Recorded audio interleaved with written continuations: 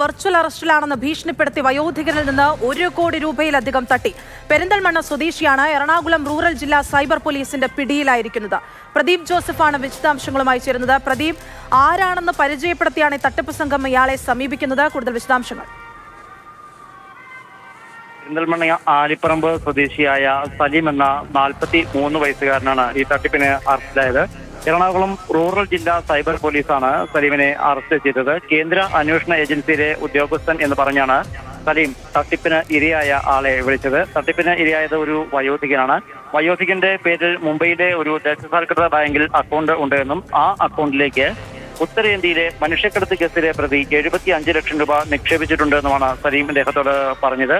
ഇതിന്റെ പേരിൽ കേസെടുത്തിട്ടുണ്ട്, അതുകൊണ്ട് തന്നെ പണം നൽകണമെന്ന് ഭീഷണിപ്പെടുത്തുകയും ചെയ്തു. മാത്രമല്ല അറസ്റ്റ് വാറന്റ് പുറപ്പെടുവിച്ചിട്ടുണ്ട് എന്നും സലീം വയോധികനെ വിശ്വസിപ്പിച്ചു.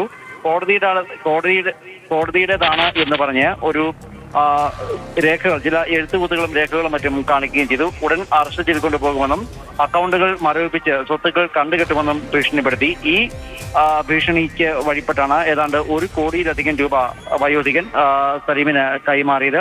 എന്നാൽ തട്ടിപ്പ് സംഘം പറഞ്ഞ അക്കൗണ്ടുകളിലേക്കാണ് ഈ തുക മാറ്റിയത്. ഭയം കൊണ്ട് സമ്മർദ്ദത്തിലായ വയോധികൻ ഉടൻ തന്നെ 1,20,00,000 രൂപയാണ് സംഘം പറഞ്ഞ അക്കൗണ്ടുകളിലേക്ക് കൈമാറിയത്. അതേസമയം പിന്നീട് ഈ സംഭവം ഒരു തട്ടിപ്പാണ് എന്ന് മനസ്സിലാക്കിയതിനെ തുടർന്ന് പോലീസിൽ പരാതി നൽകുകയായിരുന്നു. ശാസ്ത്രീയ അന്വേഷണത്തിലൂടെ ആലുവ സൈബർ പോലീസ് സ്റ്റേഷനിലെ ടീം മലപ്പുറത്തു നിന്നാണ് സലീമിനെ പിടികൂടിയത്. ശരി, പ്രദീപ് ജോസഫാണ് വിശദാംശങ്ങൾ നൽകിയത്.